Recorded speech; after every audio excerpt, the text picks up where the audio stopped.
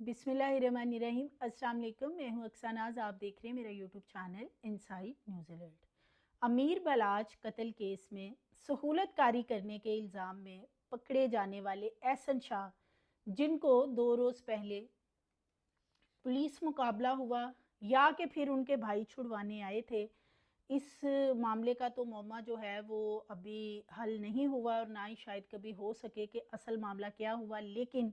इसका एक मुकदमा जो है वो दर्ज कर लिया गया है। और ये मुकदमा किन लोगों पे दर्ज किया गया है, इसके साथ साथ एहसन शाह को किस जगह पे ले जाके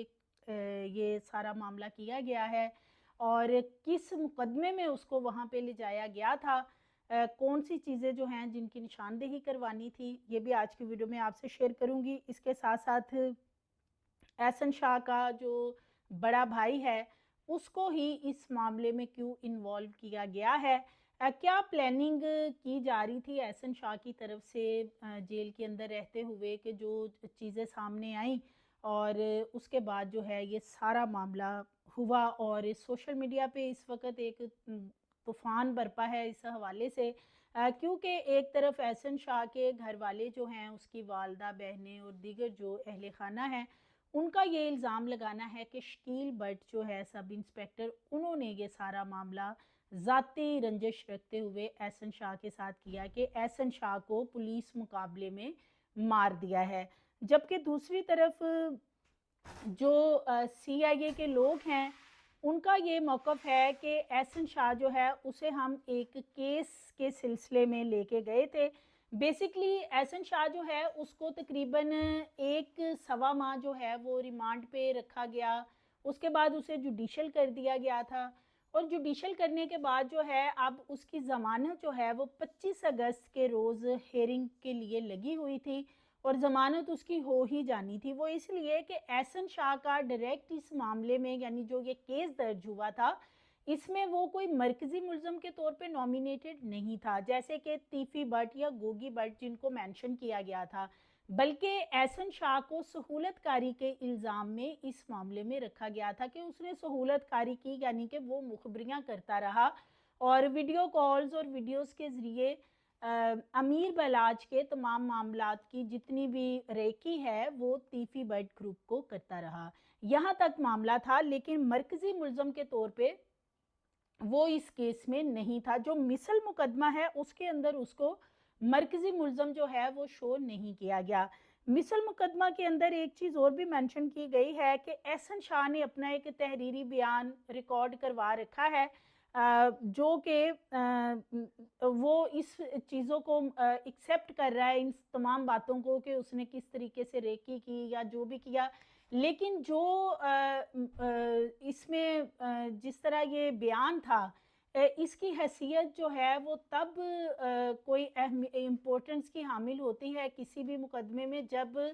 161 का बाकायदा बयान होता है मजिस्ट्रेट के सामने, तो फिर उसकी इम्पोर्टेंस जो है वो कहीं ज़्यादा हो जाती है। सो एहसन शाह जो है उसको 23 अगस्त की रात को माल मुकदमा की बरामदगी के लिए कब्रिस्तान अराइयाँ झुगियाँ शाद बाग के करीब ले जाया गया। और ये जो मुकदमा था ये बेसिकली बनाया गया है कि जी एहसन शाह जो है उसने डकैती भी की थी, और वो जो डकैती है उसकी बरामदगी के हवाले से उसमें मेंशन किया गया है कि उसने एक कब्र में, इस कब्रिस्तान अराइयाँ जो है झुगियाँ शाद बाग के करीब, वहाँ पे उसने एक कब्र में सारी चीज़ें छुपा रखी थी। और फिर वो चीज़ें हम बरामद करने के लिए पुलिस वाले उसे साथ लेके गए और वहाँ पे पहले से उसका भाई और साथी उसके 2 और छुपे हुए थे, यानी एक सैयद अली रज़ा उसका बड़ा भाई और साथ में 2 साथी और थे जिन्होंने फिर हमारे पे हमला कर दिया। ये पुलिस का मौक़िफ़ अपनाना है सीआईए इकबाल टाउन वालों का, कि उन्होंने हमला किया और उन्होंने फायरिंग कर दी और फायरिंग के नतीजे में जो है वो एहसन शाह को एक गोली लगी और उसको हम हॉस्पिटल लेके गए, लेकिन वो ज़ख्मी था और बाद में उसकी डेथ होगी। लेकिन पुलिस वाले जो हैं उन्होंने तो यही शो किया है कि उसकी हॉस्पिटल जाके डेथ हुई है, मगर जब हॉस्पिटल ले जाया गया है तो जो पोस्टमार्टम रिपोर्ट में लिखा वो यही है कि जब एहसन शाह को लाया गया था पोस्टमार्टम के लिए तो 25 मिनट हो चुके थे उसकी डेथ हुए। तो यानी वो ऑन द स्पॉट ही उसकी डेथ हो गई थी, वो ज़ख्मी नहीं था। अब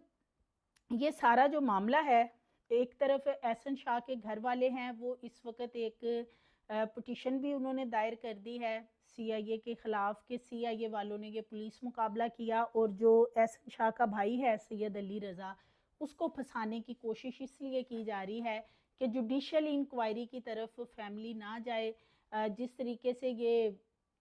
उनकी फैमिली का तो यही कहना है ना कि ये मर्डर किया गया है, पुलिस मुकाबला किया गया है, तो वो इसकी जुडिशल इंक्वायरी करवाएंगे और पिटीशन भी इसी सिलसिले में दायर की गई है। लेकिन दूसरी तरफ पुलिस वाले जो हैं, उन्होंने अब एक मुकदमा जो दर्ज करवाया है, उसमें ये मेंशन सारी चीज़ें की गई हैं, यही जो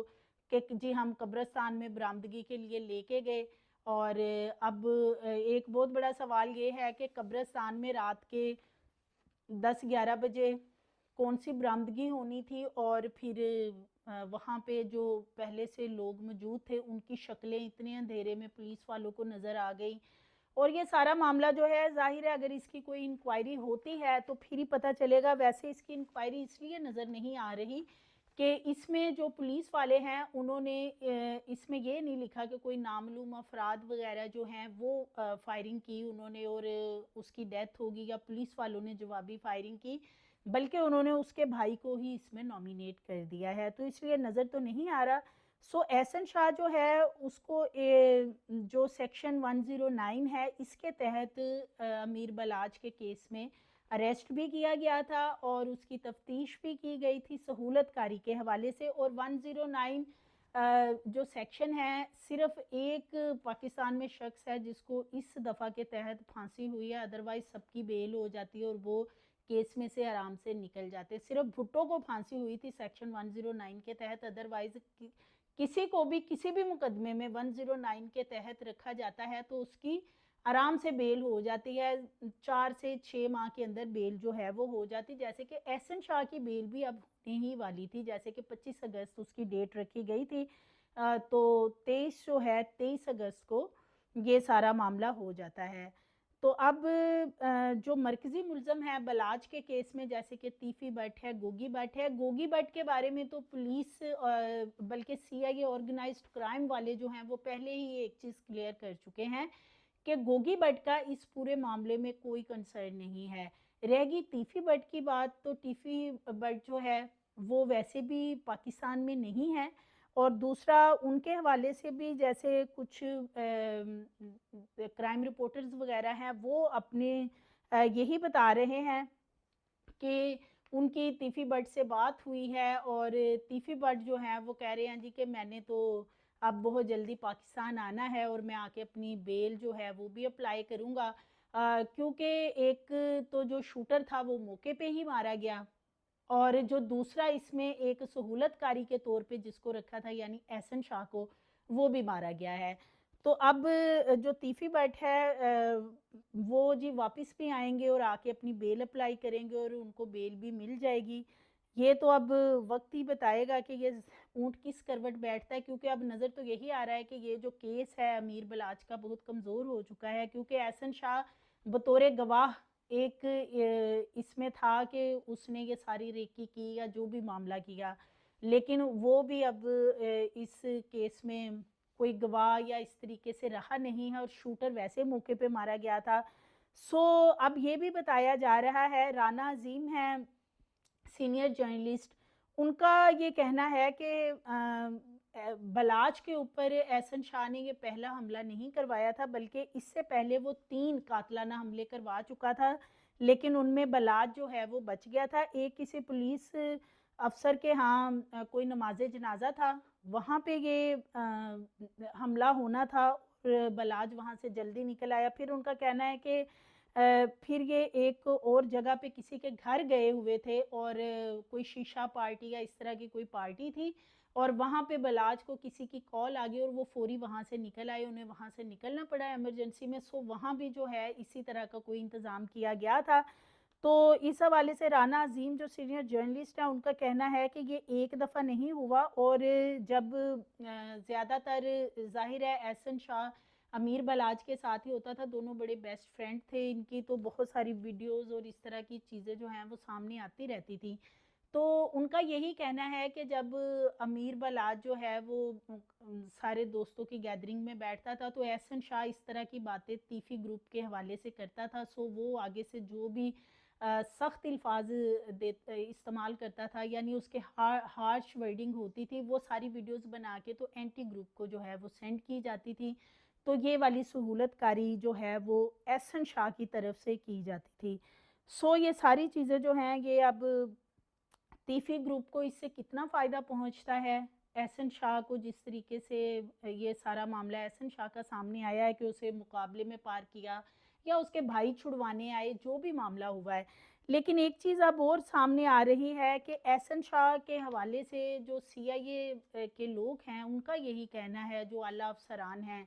उनका ये बताना है कि एहसन शाह जेल के अंदर रहते हुए भी बहुत सारी प्लानिंग्स कर रहा था, बिलखसूस जो शकील भट्ट है सब इंस्पेक्टर, उसके हवाले से। क्योंकि शकील भट्ट के हवाले से जो एहसन शाह की फैमिली है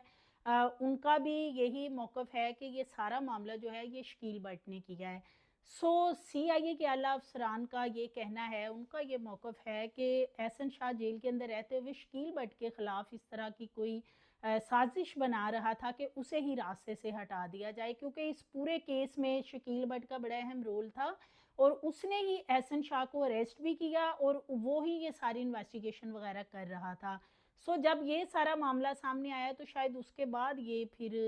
जो अब चीज़ हुई है, यानी कि 2 रोज़ पहले कि एहसन शाह को यही खबर सामने आई थी कि उसको उसके भाई ने कत्ल कर दिया, वो अपने भाई की गोली से कत्ल हुआ है। और दूसरी तरफ फैमिली जो है एहसन शाह की वो यही कहती कि ये पुलिस इनकाउंटर हुआ और इनकाउंटर में जो है वो एहसन शाह मारा गया है। सो अब देखना ये है कि एहसन शाह की फैमिली और सीआईए इकबाल टाउन आमने सामने हैं। वो इसलिए कि